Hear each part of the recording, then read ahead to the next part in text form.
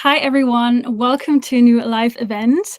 I'm Linda, Junior Events Manager here at CareerFoundry, and today we're joined by Susan Clark, and she's a Senior Career Specialist here at CareerFoundry. Hi Susan, thank you for joining us. I'm super excited to have you back again. And Susan is going to give us a presentation on how to build a tech resume. So in a minute, she's going to tell you all about the best practices to get your resume all sparkly and ready to go for job hunting. But before we start, I just would like to ask you all to please let us know where you're watching us from by dropping your name in the chat. If you're watching us in big marker, you can find the chat on the right-hand side corner. And we do this because we like to keep this event as interactive as possible.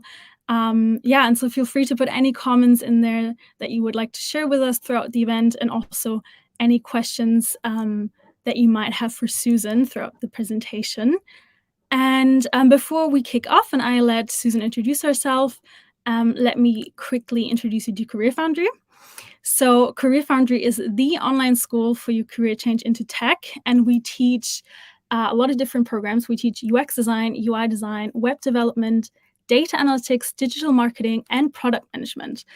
And we guide you from complete beginner to job-ready tech professional and help you land your first job in the field. But we're not like any old school. Our programs are so flexible that you don't even need to quit your day job to change your career, and you get regular one-on-one mentorship from not one, but two industry experts. And if you don't land a job within 180 days of graduation, we actually refund your tuition. That's our job guarantee. And if you'd like to find out more, you can book a free call with one of our program advisors. Again, you have the sticky note in the right hand side on the chat. And if you click that, you will be directed to the booking page, and you can book your free call with one of our advisors. One last thing before we get started, I just want to mention that this webinar will be recorded, and we will be sending it out via email afterwards. So if you're joining us a bit late or you have to leave early, you can just rewatch the recording in a couple of days when we send it out. Again, if you have any questions for Susan, please post them in the chat, and we will answer them at the end. Okay, that's all for me for now. So let's get started. Susan, would you like to give a quick introduction and start with the presentation? Thanks. Yeah, absolutely. Thank you so much. As we have a lot to cover, I won't go into too much detail, but I'm Susan. I'm a Senior Career Specialist here at CareerFoundry. And with that, I'll just give my quick slide intro there. So mainly what I do here is I help to support CareerFoundry graduates as they're embarking on their job search and as they're looking for jobs in their new career. With that, I do a lot of help with crafting resumes, and especially for career changers who are now moving into tech. So with that, we thought it was a great idea to kind of give a webinar really focused on how you yourself can work on a resume that will work for you if you are moving more into the tech industry. So just kind of a little intro about what we'll cover, and then we'll jump into it. So we're really going to focus on the essential components of a resume, transferable skills, and also how to showcase your accomplishments using the CAR method. And then we'll also touch on the layout, style, tone, and how to tailor as well your resume. So jumping in to the resume basics. So these are really what I think of as the foundation, the building blocks. So here you, of course, will have your name. You'll have contact information where recruiters will be able to reach you. You will have a summary where you will be explaining yourself, a little introduction of who you are and key points about you and your and what you can do. You'll also have your experience section. So this will show any previous experience that you've worked, relevant or not, but you can structure those differently. Of course, a skills section to show the specific skills that you know, especially now if you are a career changer and moving into tech, showing these relevant competencies that you have. You also have tools. So something that, for example, common tools that we all typically use nowadays is something like Zoom. This is something that can be included in tools that you know, far as tech, but maybe it's more specialized because you use certain tools within web development or within design, whatever your focus may be. Also, education. Education is really important to show that you have a background and that you've learned how to do what you're now doing, what is your field. That doesn't necessarily always mean a university degree. It can mean something like an online school like CareerFoundry. It can also mean something getting accreditations from other institutions where you've learned. Education can also include language learning and other elements there. So this is really the foundation. And these, I think, are some of the most basic sections that you should have on your resume. Moving into recommended additions, this is usually what I recommend for people that are first having a title. So you'll have your first name, last name, for example, and then the title here to show what you do. This is just one example that I've seen on a resume before, and they've called themselves a UI and visual designer. This will let recruiters know right away who you are and what you do. Without putting a title, it can sometimes kind of confuse a recruiter what you're mainly interested in doing. I do recommend that people put relevant titles to really what they want to do. Another thing is a project section. So a project section, for example, it's a great way to show if you're new to a field that you still have relevant experience. Because let's say, for example, that you're going into web development, but you have been working in the fast food industry or food and beverage for the last 5 years. So if you only were to list your experience, your work experience, you wouldn't show any web development knowledge. That's where project section comes into play, is that you will be able to show relevant experience within development. The one I give as an example here in the photo is just where someone put a UX project section because they were interested in going into UX. So now is what I like to call the meat. It's really the body, the really most important things that you should be covering within your resume. One main thing, especially really, really highly important for career changers, is transferable skills. These are skills that you're bringing over from your previous experiences and you're now bringing it into your new role. So some really, really common ones are things like communication, problem solving, critical thinking, teamwork, project management, technology literacy, adaptability. These are really not limited. There's a million and one transferable skills out there. These are just some common ones to give you an example of some of the things that you can talk about. With that, because I believe this is so important, I would love if we take a minute to actually brainstorm about transferable skills. So feel free to write in the chat what are some of your transferable skills that you think you bring into your new industry or your new role that you would like to do. Like I said, the ones I've listed are just really light examples, but there's really so many that I see that are useful. There's a lot of people that have, time management. That is really fantastic because that's required in a lot of different jobs. People management, attention to detail. Yep. And those are really, all of these so far are super important. Analytical skills, analytical thinking, rapport building.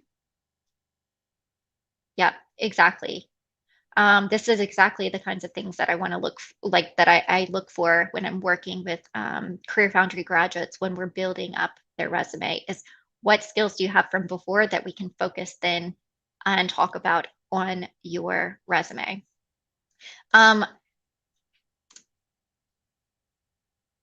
This I just dropped this I just dropped in the chat is a link to an article that is really helpful that talks about learning how to talk about and showcase some of these transferable skills. Process improvement, data management. These are really great. Continue to everyone to think about it because this will help you as you start to build up your resume.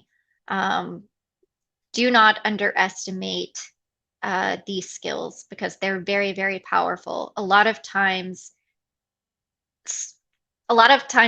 transferable skills are soft skills, and those are not so easy to teach. And so a lot of recruiters highly value those kinds of skills.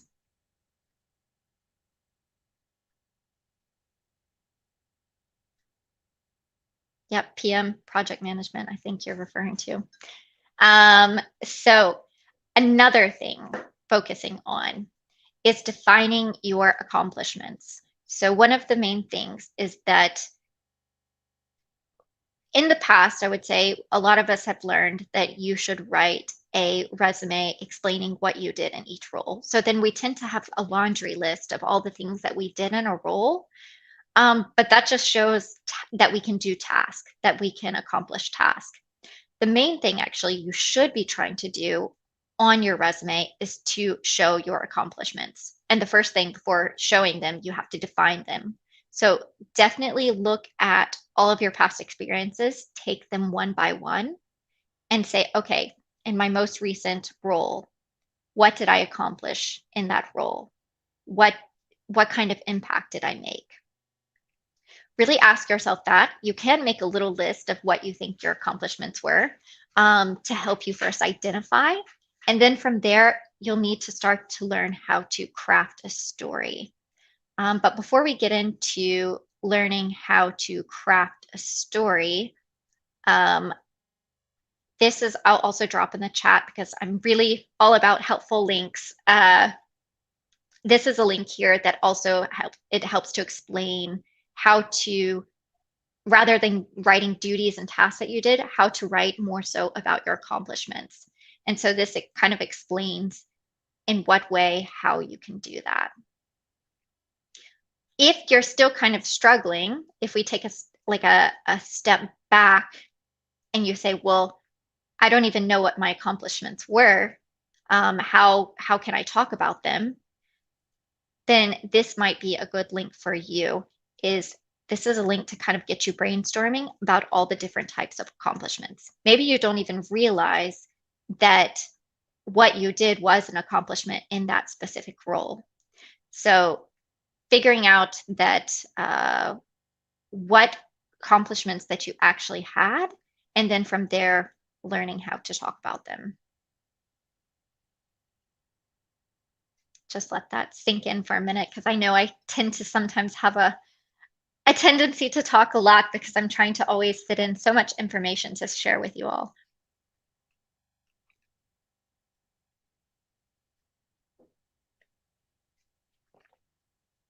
So then next, after you're figuring out how to talk about your accomplishments, even beyond that, taking it a step further and telling your Dragon Slayer story.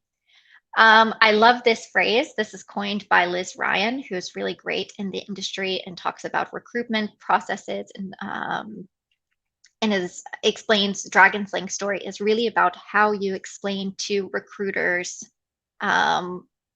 what difference that you made in that role, but it's setting it up and telling in a storytelling way, explaining the challenges you faced and really what your problem in the role, how you handled the situation, and what the outcome was. And to give a breakdown more about dragon slaying stories, if you're more interested in that specifically, Liz Ryan's process, you can check out the link as well that I've just dropped in our chat here. And for those of you listening on LinkedIn as well, if you're listening on LinkedIn Live, I will drop these over on LinkedIn, all of these resources. I'll drop them in under the webinar after we finish.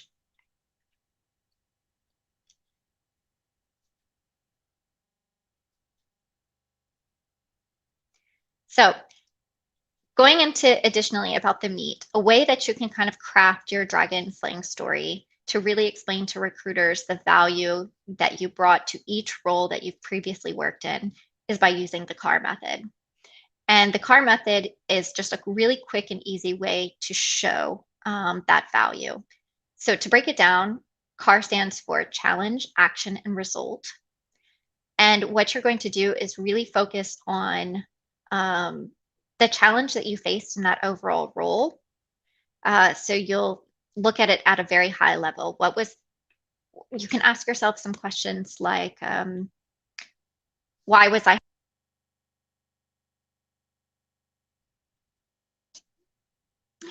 Sorry, pushed a button I shouldn't have. So yeah, focusing on far as the challenge, why was I hired? What did the company need from me to do? What kinds of problems did they have that they needed me to solve? That will be your overall challenge. Maybe they hired you for multiple reasons because they needed several things done, but usually I tell people to try to focus on the main reason, the overarching reason, and the main reason you're there, the main reason for your role. Next, focus on your action, because now that you've figured out the challenge, you're going to focus on what actions that you took to overcome this challenge, to overcome this problem. Action is usually kind of more so the traditional duties, the tasks that we used to list on our resumes in times past. So that's going to be kind of like the tasks that you had, but make sure that they are relevant to the challenge that you have identified. Next, after the action, you'll go into the result, and this should really clearly state and explain to recruiters reading your resume the impact that you made. So often, if you have metrics, if you have numbers, that's great to use. So someone in sales, you can say that your efforts increase sales by 50%. A lot of us don't always know metrics, and that's completely okay. So for example, in my own career, I have to wing it. I don't know how many people I've helped get jobs. So I'm like, I helped hundreds of people find jobs. That is my result. I don't have an exact number, but you can try to wing it if you have an idea. Can I give an example? Yes, I can. So let's see, because you'll also, don't worry, you'll see some examples later on as well. But off the top of my head, I would say a common one that I know is a lot of people are coming from something like the food industry. So let's say someone was a server in a restaurant, and that server will their main challenge is to wait on the restaurant guest and provide timely support, timely preparation of food. Then you could say that's their challenge. The action could be how they go about that. So that they took orders from incoming guest, or they seated guest, they took orders from incoming guest, they brought food within a timely manner. And then going into a result, maybe we can look at the impact that they made. And maybe that impact on the restaurant is that they were serving 16 tables inside a restaurant in a high tourist area, giving a high satisfaction, high quality service. This is just off the top of my head as a challenge, action, result. But don't worry, like I said, we will go over in more detail a few later. And then additionally, because the CAR method is something new to a lot of you, I'm going to drop some resources in the chat as well. So you have ideas on how yourself to write the CAR method. So I just dropped two resources for you guys in there. If you're joining us from LinkedIn, don't worry. After the webinar, I will also share the links there as well. So that's a brief introduction of CAR, but the resources that I've dropped in will explain CAR more in depth. So additionally, other parts of your resume. I did mention a bit earlier about the project section, but just to kind of explain a little bit more in detail, this is really important if you're a career changer, because if I'm a recruiter and the first thing I see is that you're calling yourself a data analyst at the top, but then I see you are working, you're working at the seafood bar, I'm going to say, what does that have to do with data analysis? And often recruiters are so busy, they're not going to try to read between the lines. They're not going to try to figure out you're a career changer. So they might just say, okay, next person, because this person doesn't look like a data analyst. So it's really important to show at the top how you are relevant to that career. And so if you are a career changer, it's really important to use something as a project section. The little photo here is just an example of some projects. Yes, absolutely, Jessica. So Jessica asked in the chat, can the project section include projects we initiated on our own? Absolutely. So the example that I have here are projects that someone used from CareerFoundry. They wrote their CareerFoundry projects on their resume, but you absolutely can include your own projects because personal projects do count. Sometimes as well, people branch out and maybe they're doing concept projects for themselves, or they're doing a volunteer project. So these are also something you can include as well under a project section is volunteer projects. In addition to volunteering, if you are doing your own projects to get experience, which I think is fabulous, you can look for lots of ways to do that, whether it's volunteer, whether it's freelance, especially if you do something within design or development. I always joke that everyone has an aunt or a cousin or someone in their family or friends group who wants a website. So definitely use them as an excuse to work with them to build your own portfolio up so that you have more to show off when you go to job interviews. So absolutely, please, by all means, include your own projects in the project section. So looking more into the details. So layout. For the designers on this, I see that, just to follow up from JC's question here in the chat, in the project section, are the dates important? It is better to put dates on your project so that they see that it's relevant and it's not a project you did 10 years ago related to this field, but it is something you did within the last 3 to 6 months or even 1 month, for example. So yeah, dates are great to have for the projects. So going back to the details here, for the layout, I sometimes see designers try to be creative and put it in landscape rather than portrait. It's really important to keep it in portrait, just because of the fact that there are a lot of companies that still print out your resumes to mark up, to make notes. Sometimes it's not always feasible for them to have to turn it when they're keeping their stack of files and everything. We also find it's just traditionally better, well received to keep it in the portrait orientation. So definitely stick with that. 1 or 2 columns you can do. I tell people, please don't do more than 2 columns because then it gets a bit wonky sometimes, because then people aren't always sure, like, do I read it this way? Do I read it this way? Am I reading it like this? So it's just better to keep to something on a more simplistic scale. 1 page. This is so important. And very rarely when I'm working with CareerFoundry graduates, very Very rarely do I allow them to have 2 pages. And the reason why is because gone are the days that a recruiter is looking for your whole life story. They're not looking for your whole professional history. They are looking, especially when it comes to tech, they're looking very quickly, can this person do this job that I'm trying to fill?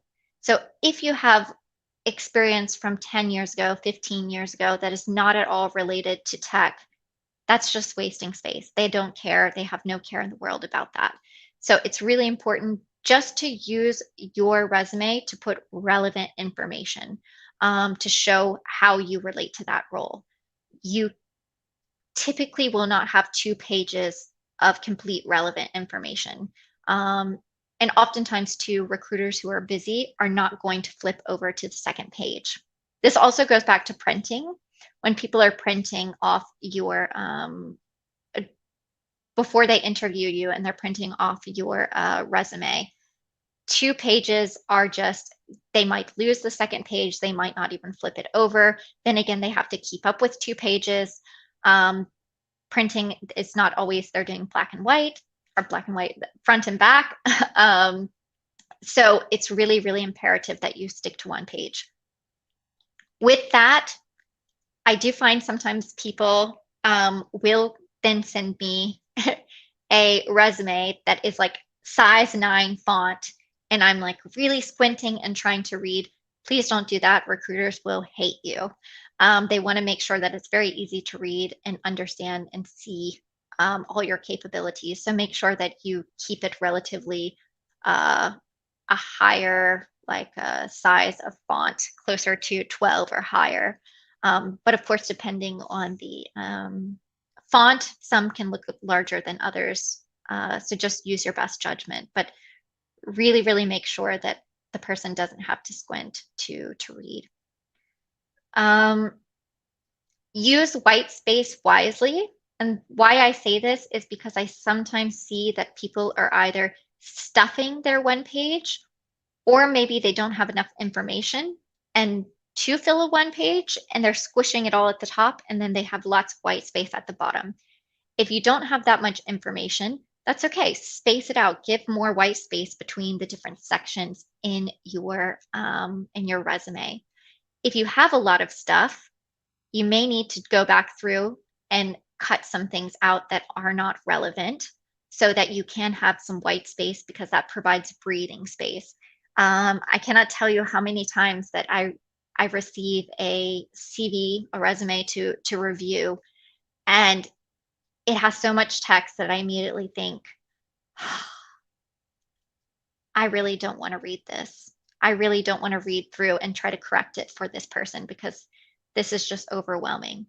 And if I feel like that and I want to help people to find jobs, a recruiter definitely doesn't want to read a resume like that. So it's super important to make sure that that you do make it not overwhelming, and by using white space is a good way. So we have some things in the chat here. So what is the best way to create a 2-column CV, which can also be read by a bot easily? For example, using a table. So I find it very much depends. So when this person here is saying a bot, usually people are referring to the applicant tracking system. And an applicant tracking system is usually what recruiters use on the backside when you apply online through a job portal. This is what they use to parse your information from your resume and to put it into their system. Usually, if you've ever had the thing where you apply online, they have you submit your resume and then they ask you to fill out the same exact information all over again completely. And you're like, I just gave them my resume. Why do I have to fill in like my name, all my work experience? This is often because the applicant tracking system couldn't parse the information out of your resume. So you're then having to add it manually. It really depends. I've seen people create it in all different kinds of programs, and sometimes it's been able to be readable, some others it has not. Keep in mind, not every company uses the same applicant tracking system. There's different companies out there, so there's different applicant tracking systems. So what one maybe can read, another one maybe can't. I always say use your best judgment. Look to see if you can copy and paste the information. And if you can copy the information from your resume and PDF form and paste it into something like a Word doc, and it still shows up in a pretty decent format, then usually the applicant tracking system will be able to parse it okay. But yeah, it's about testing to see. A table, it depends. It really depends. Then another one, do we have to go into detail about the previous experience if it's recent? Yes, I'm not quite sure what you mean exactly by this about going into detail about previous experience if it's recent, but you do need to explain each experience that you've had in the past, like that's either relevant or within the last few years. And going into detail, it's not necessarily about detail, but it's really more so about, are you giving enough information to show recruiters that you were valuable in that role? Even if it was something not related at all, where you were a server in a restaurant, you still should be showing that you provided value to your previous employer. Because if you show that you made a difference in a restaurant, they will think as well, maybe they can provide value to us as well. You never know too, also about the transferable skills that you bring from a restaurant experience that you'll bring into the new field that recruiters will see if you explain well enough in your resume. To be ATS friendly, should resumes be in Word format, especially if you're applying online? So yeah, this is debatable. So there's a lot of debate online about this. Should you go ahead and send a Word doc, like in Word format, like a point doc? I'm Personally, I'm a little bit on the fence and iffy about it, because if you do send it in a doc, not everyone has the same version of Word. There's a lot of people who are not even using Word anymore. They're using Google Docs for most of the things that they're creating nowadays. So in regards to this, I'm always concerned about formatting. So when someone else opens it up on their own computer, maybe the formatting becomes wonky, and then maybe for some reason it's difficult to read, or some information gets cut off. So I still prefer it be in PDF. But like I said, just don't make it complicated when you are designing your resume. Keep it to 1 or 2 columns, and make sure that's reading from, top to bottom, and not, or depending if you make sections, but then you won't have columns. So yeah, just making sure that it's not too complicated designed. Is there anywhere you can test an ATS to see what's being pulled? Yes. Let me pull up some websites for you.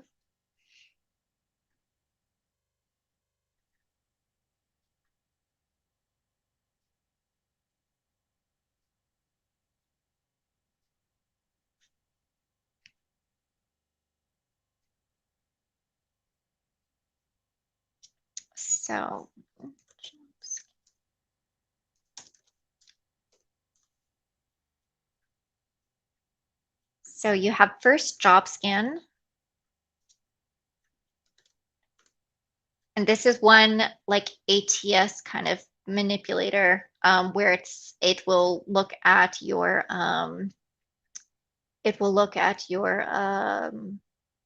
resume and see what's being read. But keep in mind, not every ATS is the same. This is just created to give you an idea of what ATS can read, but this is not like the holy grail. So don't look at it like this is the end all be all. At the end of the day, it is a tool just to give you advice and ideas. I know sometimes people feel like they need to scan every single resume before they send it out to make sure, depending based on tweaks that they do. You don't need to do that. I don't think, for example, a job scan for has a subscription. I don't think you need to buy a subscription. You can try it once on the free trial and see how it works, and see if it's relevant. But yeah, it's just an idea. Keep that in mind. Another one is Teal HQ, which also they do some resume scanning in addition to also LinkedIn scanning for optimization and these things. But again, both of these are just tools. Don't rely on them like they know everything. So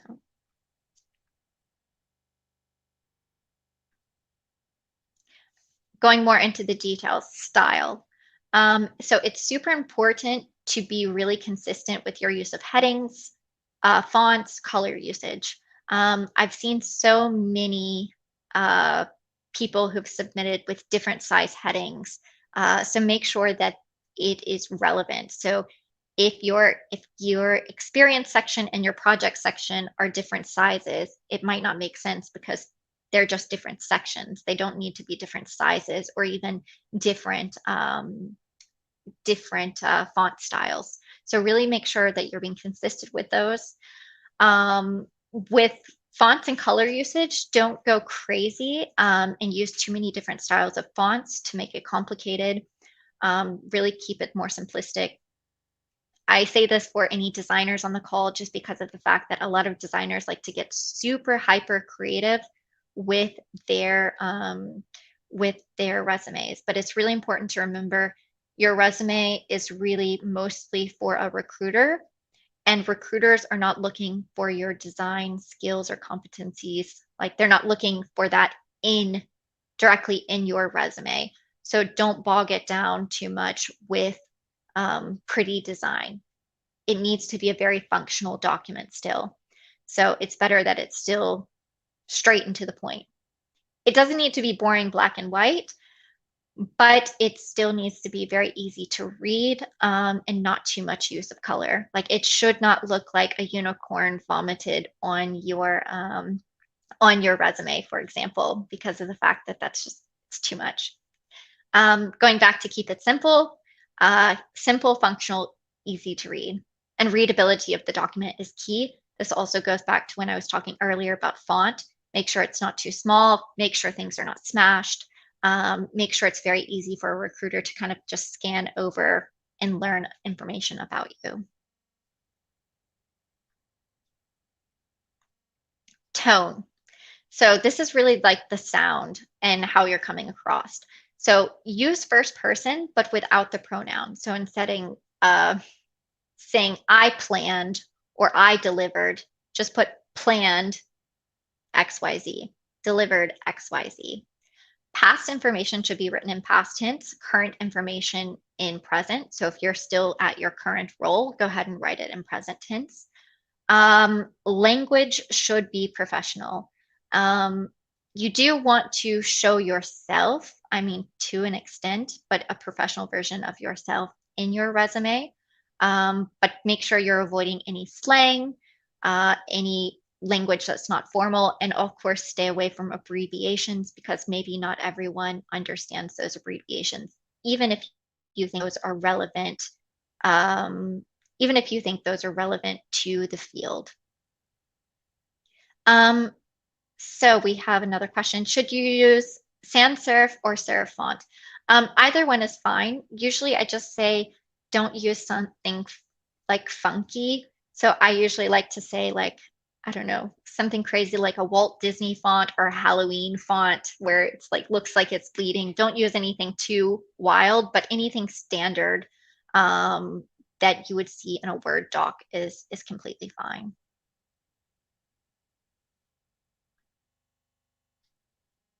The next thing that's really important to keep in mind when you're doing your resume is that it should not be the same for every single job application. Your resume should be being tweaked and tailored for every single application you do. This is really so important. I really cannot like bang it into your head about how important it is, because of the fact that, again, recruiters don't spend that long when they're initially looking at your, when they initially do a first scan over of your resume. They're looking to quickly see, does this person look like they have the skills that I need for them to fill this role? And they can quickly say, yes, they do. I'll look into their profile more later, or no, they don't, trash. So it's really important to get through that first quick scan with them by showing how relevant you are. If you're not tailoring your resume, it will not, you're missing an opportunity simply. So what I usually say is look at the job advert. So the job advert that you see, the job that's open, read what they're looking for in this job advert and try to use as many relevant keywords from that job advert. Try to use that same language, those same words directly into your resume. So for example, sometimes people think they say the same thing, it's just different words, but really you should be using the same exact words, because you could say something like analytics, but in the job advert, it used the word analytical. So that's actually how precise you need to be. If it says analytical in the job advert, use the word analytical in your resume as well. That's how important it is to really hyper tailor your resume to each individual application that you're doing. Should we use bold font to highlight keywords? Yes, so you can use bold font to highlight keywords and some skills when describing previous experiences. Just make sure that it's a good use. Like, how do I say this? That it doesn't look wonky, or it doesn't look like you end up using too much. Because I've seen people where they practically have bolded almost every single word in a description within their resume. And then it defeats the purpose if you have more that's bolded than not bolded. So make sure you use that. You can use this trick, but make sure you use it wisely.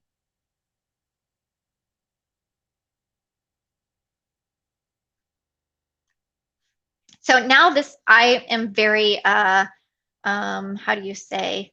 I'm very big on examples, because I think this really helps the most, but maybe I'm wondering, is this too small? Can you guys see it okay if we look individually at them?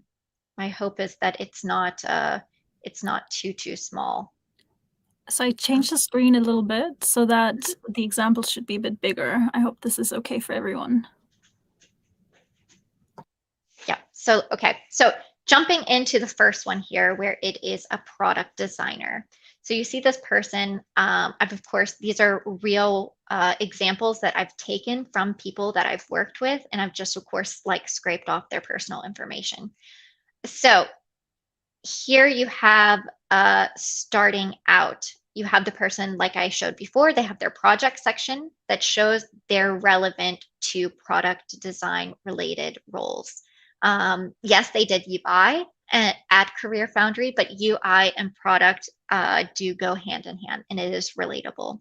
So they start with the project section to show their relevance to that role. Because if you look below at their work history, they worked as a retail and visitor assistant. So if I saw that as a recruiter and they started with work history, I would say, why is this person applying for the product design role? That doesn't make sense. And then if I look down, they were an art intern. So then I would say, what? Well, that doesn't really have anything to do with product design either. So I probably, as a recruiter, wouldn't take much more time to look into their profile to try to figure out why there's discrepancies between what they're calling themselves and what their experience is in. So that's why it's really important, if you're a career changer, to utilize the project section. So that's one, is starting with the project section here. Also, it's good at the top to have your about. to really explain who you are and the value that you can provide. So this is really something important to make sure you get right, because I would say with talking with recruiters, one of the main things they first look at is your about to quickly, because they rely on you to tell them what it is about you that you think is most important to share with them. And then they'll quickly scan over to just look at your experience. But if your experience isn't listed first, they'll check out that project section and then quickly scan over the tools and skills. So make sure that you work on crafting I don't really like, there's two different things that you can write when we have the about section. There's some people who sometimes will like to write an objective. I don't like that. So if you are looking to craft your own about, but you're not quite sure how to write it, when you go to Google, make sure you type in resume summary, because that's really, I think, more advantageous when you're applying for jobs. So if you are struggling on how to talk about yourself, you can just search in Google about resume summaries, and then from there you can have some resources on that. And going in, you see after the about, they have their tools and skill section closer to the top. The reason why is because this is something quite important. Usually I discourage people from putting their education close to the top, just because of the fact that education for most recruiters is more like a checkbox. You have education, good, check. But it's not really the main focus. They want to see, okay, you learned that, but how have you applied it? So for that reason, I tell people make sure that education stays at the bottom. Try to think of it like if you have a page, you're going to want the most important information to be at the top half, because that's what they look for first. Within the first fold, that's where all your most important information should be held. So before we move on to the next example, I'm just going to answer some of these questions here in our chat. What title should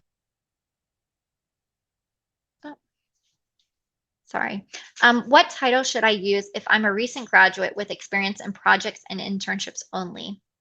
So yes, I find there are quite a bit of people that are worried about calling themselves something because they haven't officially worked in it yet. You don't need a company to validate if you are a UX designer, if you're a data analyst, if you're a digital marketer. You do not need anyone to validate what you do. If you feel comfortable with that, and if you feel like, if you've studied that, if you feel comfortable being able to do that, write it. So even though you don't have, even though you haven't worked professionally in it, still call yourself whatever it is you're looking to go into. Something I also recommend as a part of tailoring is if you're applying for jobs, because there is sometimes overlap, especially I see in design. So sometimes people maybe are applying for UX roles or UI roles or product design roles, and they're applying for all of them. Don't just call yourself, I don't know, a UI designer and stick with that. It's a great way to use tailoring and update your own title under your name to what the job advert says. So if the job advert is looking for a product designer, call yourself a product designer. If the job advert is asking for a UI designer, call yourself a UI designer. So you can be flexible with the titles. What if you don't yet have projects to show if you're still training for your career change? So that's okay. So temporarily, I do tell people, if maybe you're looking for an internship or you're looking for volunteer or freelance projects to do, so you need already a resume for that reason, you can list your education at the top to show that you're still a newbie. But once you get projects, shift that education down. If someone is a career changer with 2 years of experience in UX, should they still include projects? And should they still include jobs previous to their career switch? Ooh, great question. So if you already have 2 years of experience in UX, no, you can cut your project section completely because you no longer need a project section to justify that you have the skills necessary in that role, in that field, because you already have experience now that will be listed in your experience section. If you have unique projects that you've done outside of work, because I know there are people that work on volunteer projects related to UX alongside of their full-time job in UX, and it's something that you're passionate about, you can have a project section, but then the project section and the experience section should flip because then the experience is more important. So bring that up to the top when you already have that UX experience and put that project section at the bottom to show an additional thing that you do within UX on your own time. And should you include jobs previous to the career switch? Yes, if it's only been 2 years that you've been out, yes, include some of your other experiences just so they have more of an idea of what your background is and where you come from. You don't need to list all of them. Maybe you just list your previous job before UX. So maybe you have your UX job and then the previous one that you had before UX, but you don't need to list all the ones before that. Kind of just to go off of this, since we're talking already about experiences, there are a lot of people who will have over 10 years of experience working. Obviously, you cannot fit 10 years of experience within one page. Again, that's okay because you don't need to show your whole professional work history. So you only need to list things under 10 years. So maybe if you're a job hopper like I am, where I did a lot of job hopping before I realized that career coaching was my calling, you'll have a lot of entries that take up too much space. So for that reason, on my CV, I only list like my last 2 roles before career coaching, because if I listed everything within the past 10 years, it would just be way too many to fit on one page. If you stayed in a company for a long time and maybe you only have, let's say you worked in a company for 10 years, and then now you're trying to switch. You don't need to put your experience before that 10 years because usually recruiters don't necessarily find it so relevant if it's older than 10 years. So there's no need to list that on your resume, if that makes sense. So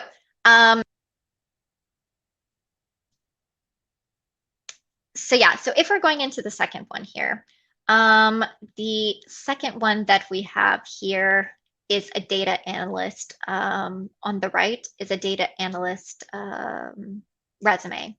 So here you'll have where they list their projects, because here you go, they are a career changer, but before their projects, they have their description of themselves, their summary, so that you can really see what they know and what they can contribute to a role. So they already pull it out for the recruiter that they have competencies in Excel, SQL, Python, Tableau, and they even tell a little bit about their background, which could be interesting to the recruiter.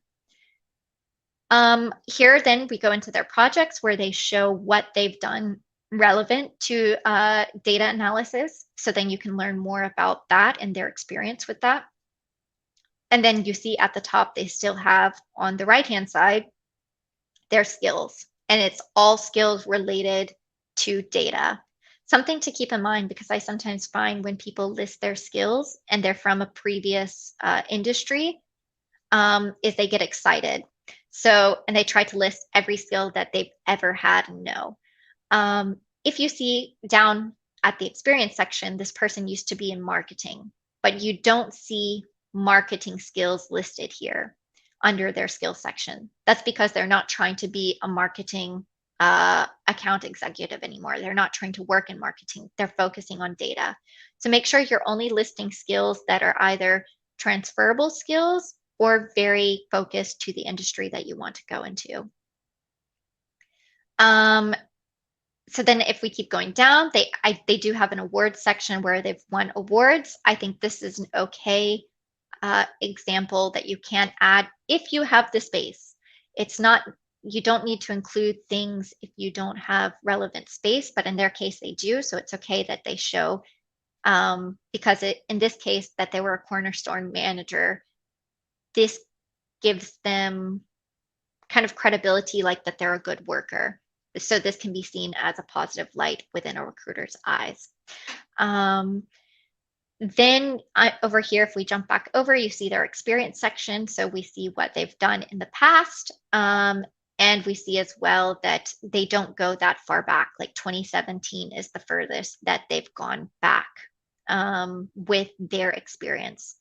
But here we could assume, looking at their education, since they finished their master's in 2010, that probably between 2010 and 2017, they worked somewhere, but they didn't include that because it wasn't relevant information. So this is just their most recent roles that they've done. Going on to some other examples here. So here we have a web developer. And again, here at the top, they have their summary. Then also you have their skills and their tools. And again, they have a project section because they are a career changer. So development experience. So this highlights what it is. This is their experience in development. And then they explain their projects and what they've done. And this here is their CareerFoundry projects. And then they explain what they did as a part of those projects. Then looking down here, you see that they have their employment, where they were a care assistant, a press officer, and a freelance editor. And then they do a good job of doing their doing storytelling to show the impact that they made in each of those individual roles. And here you see their education. They've listed CareerFoundry. They've gotten their certificate in web development, and they explain a little bit about the program and what they've learned. And additionally, their language section. I always tell people, if you have an intermediate level or above in a language, it's great to add that to your resume, because you never know what company is going to be interested in your language skills. I have seen several people be hired specifically for their language skills because an app was planning to expand in another market and they thought that person's language skills were going to be very useful. Another time they had clients that they wanted the person to work closely with, and so those language skills that that person had came into play and were very relevant. So languages are an additional thing that you can add as well to support you accordingly. So another one on the side here, we saw one that was product UI focused. This one is UX focused on the right. And you see here that we have, again, like summary, you have like their name, their title, UX. Of course, the contact information at the top, you see again, their projects, then their work experience. And then on the left side, you see their expertise. So pretty much their skills and what they know, and then their tools section, and then education.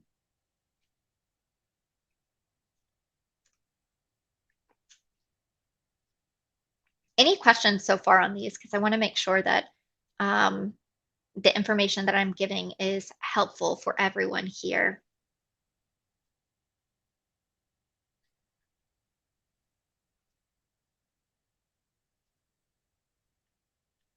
So here, just a quick going over these last ones. Here is another web developer. They have their summary, web development projects, skills and tools, and they even split it up between front end and then back end. And then they have their they even called it here, their recent professional experiences, to make it clear that this is not their whole professional story. This is just their most recent experiences. And then, of course, to the edge over here, you have their education and their languages. Then here you have a marketing one. So you have this person and you have, of course, near to the top, their about section.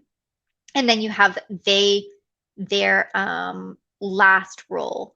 The reason why I pulled this out as an example is because I know some people are not always career changers, but they're leveling, they're going into something within an industry that's very adjacent or similar. In this case, this person wants to go into digital marketing, but they already were working in content marketing. And for this reason, we don't start with a project section because their experience is more valuable than their projects. Work experience in a recruiter's eyes will always be more valuable than a project section. So here we started with this first, the content marketing experience, their SEM manager, also related to marketing. And here they, of course, this was a recent one, a similar, more recent one that they did English teaching. And then you have the CareerFoundry projects that were related to digital marketing. And then, of course, on the left side, you have their education and their languages. So I'm mindful about time. I always tell you guys that's why I'm quick and I try to like go through and explain tons of information at one time. Questions, and I see I'm just looking now in the chat to go back up. So is it good to include your photo? So if you are asking because you are in Europe, which is where mainland Europe, which we typically use photos, for tech, it is not required. Because the tech industry is quite internationalized now, especially in Europe, we do not find it's necessary at all. So I always tell people in Europe, it's optional to use a photo. If you have the space, you can put it if you feel like it's if it better describes you.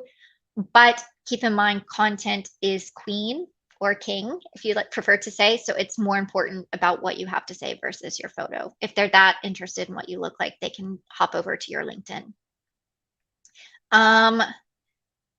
Then Linda, do you want me to go through these things in the chat or do you want to ask me stuff? Because I want to be mindful that I don't want people to not have their questions answered.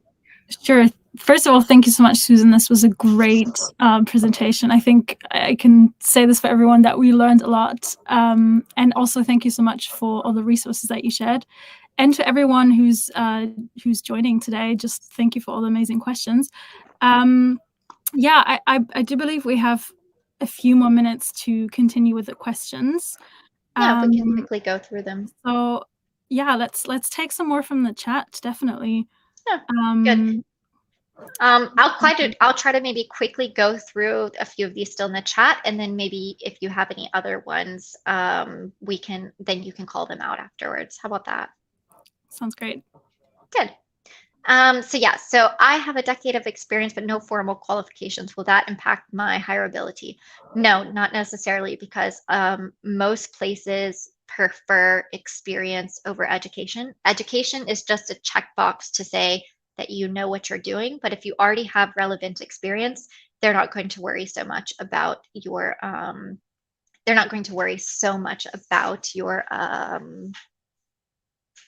about not having a degree or something. But with that, if you are a career changer and you don't necessarily have experience, education is a really good way to learn the necessary skills to then jump into that career. Does volunteer work look good on a CV? Yes, it does, especially if it's related to the industry you want to go into. That's excellent and great. So you should definitely highlight that. But in general, volunteer work does look nice. But if it's, I don't know, for example, I volunteer for a cat association because I love cats, but I wouldn't put that on my CV because I don't have space, and that's not super important to highlight on my CV. So if you have the space, you can include it. If it's relevant, definitely include it. If it's not relevant and you don't have space, don't include it. Should spelling also match the job posting, British spelling versus US spelling? Yes, I think it is better if it does that because then it works for keyword matching. So definitely update that accordingly. For the education section, would it be the same for those who have recently taken a boot camp in a relevant subject to put it closer to the top? Yes, but that is until you have projects. If you have relevant projects, projects will always trump education. So think of it like work experience always trumps projects. Projects trumps education. But at the end of the day, if you don't have projects, you don't have education, then put your education first. Will we have access to Word or PDF version of these resumes after the seminar? No, you won't, but you should be able to make it bigger on your screen when you have the recording of the webinar, which will be sent out afterwards. Oh, we'll be sending out the slides. So then, yeah, then you have the slides. So perfect.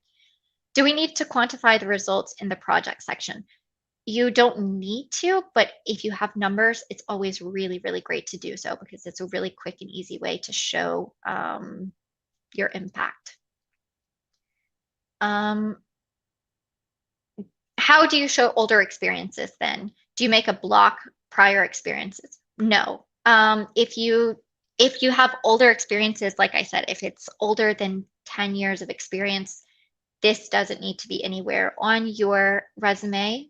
But if you're like me and you want to tell your whole life story somewhere, LinkedIn is a great place for that. So use LinkedIn as like an overflow of your resume. Older experiences that are within 10 years that you have space for, you can just put it as work experience underneath a project section, or just put it underneath your latest roles that were relevant. What if the projects are done during CareerFoundry's course? How to quantify the results? I'm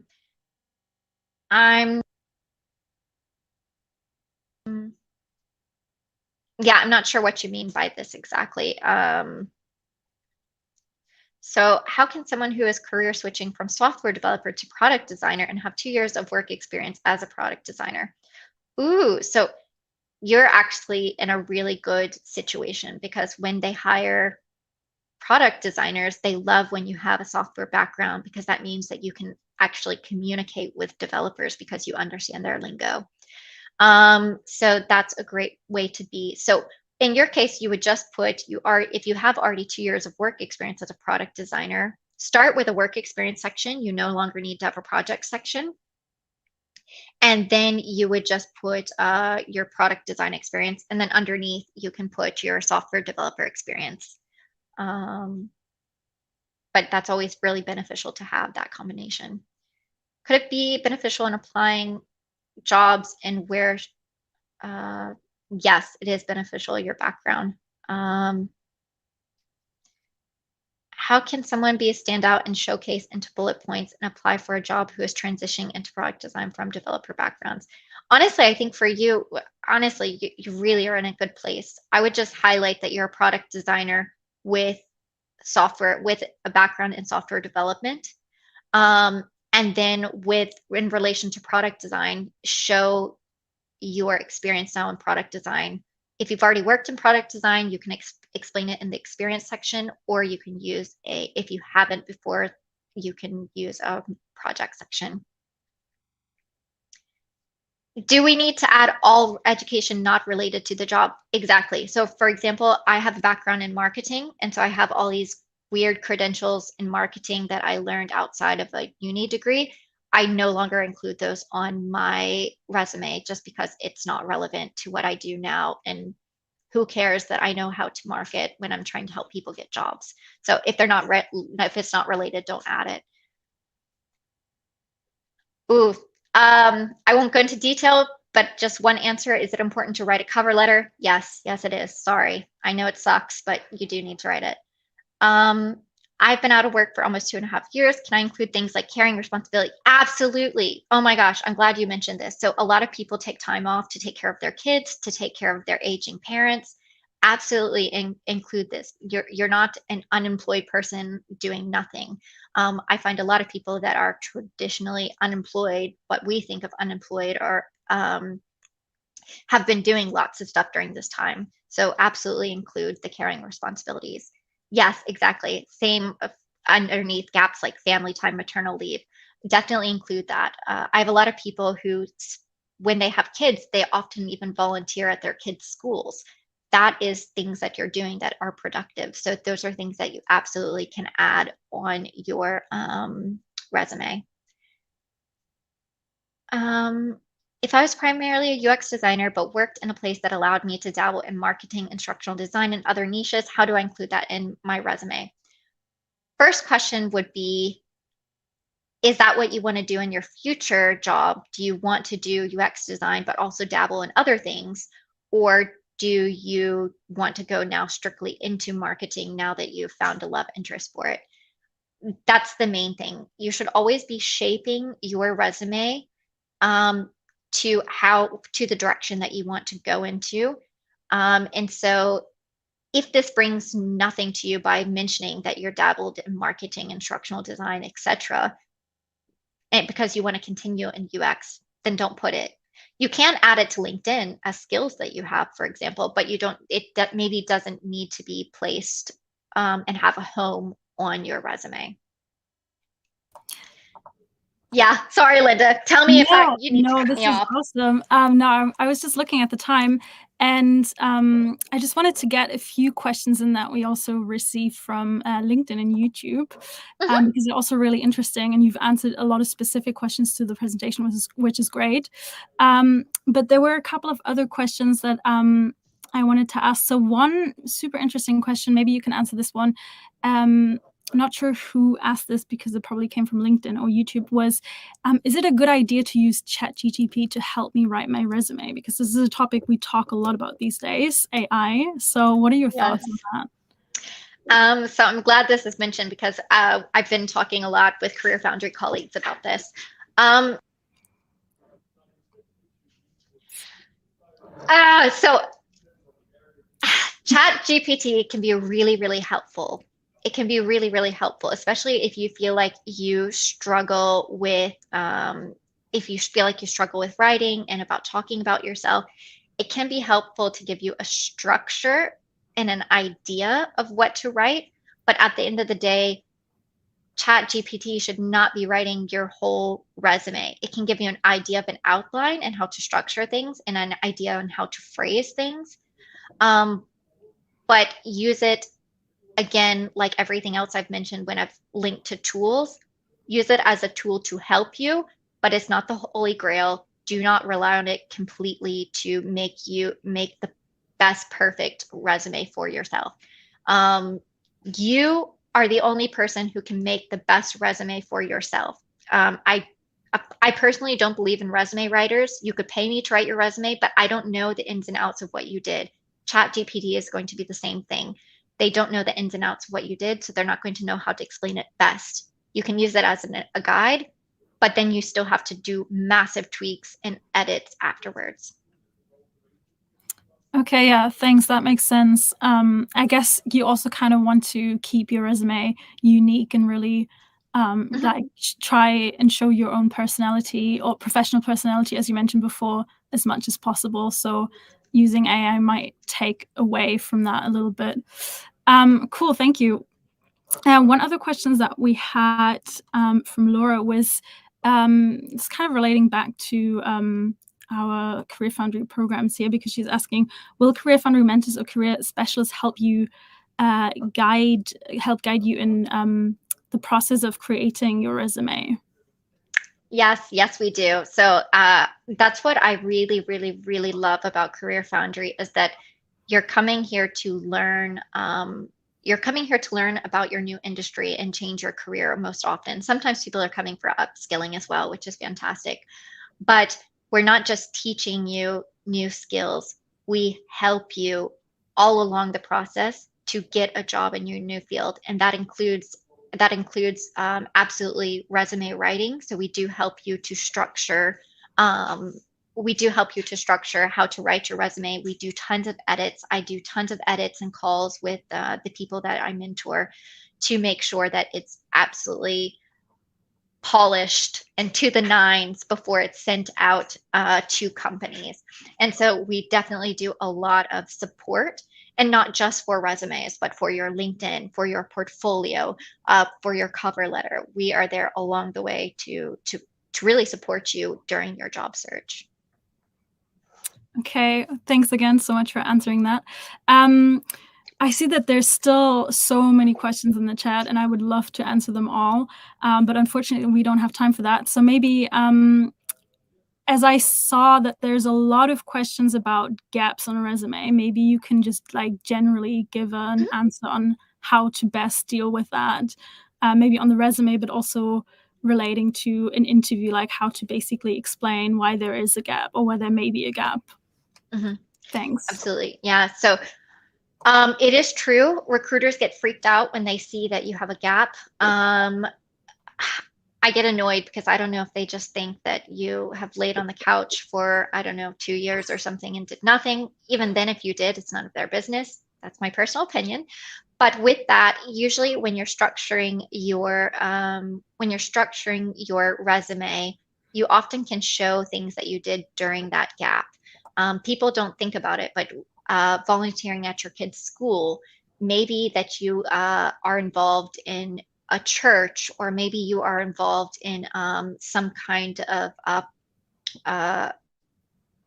organization, volunteer organization, helping the homeless. People typically have done, sometimes people have done upskilling where they've learned stuff on their own. They've learned a language during the 2 years that they didn't work. So there's lots of things that you've done during this time maybe, and you just haven't realized. So try to do some brainstorming about what you've done during this time and what you've learned. Yes, maybe moved abroad, exactly. And with that, usually I tell people, because from my accent, maybe you can tell that I'm originally American, but I live here in Germany. And moving abroad, you learn a lot of crazy skills during something like during an experience like that. So this is something you definitely can talk about on your resume. So I will tell, if you are a CareerFoundry student, you will get access to a career specialist that will help you with your resume. So don't stress about not being, if you didn't get everything or understand really exactly how you want to do, or you're nervous about doing your resume, you will get support on that as a CareerFoundry student.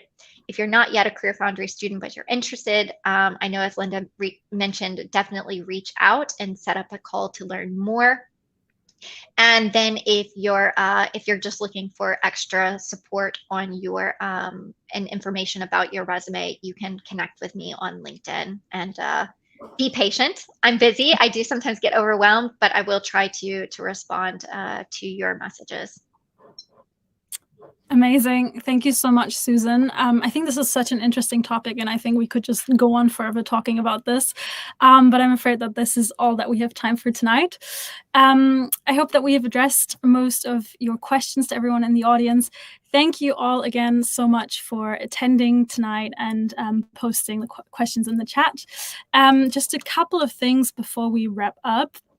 I just wanted to remind everyone that we have a fantastic blog at CareerFoundry where you can also read lots about building a resume, preparing for interviews, like everything related to building your skills when applying for jobs.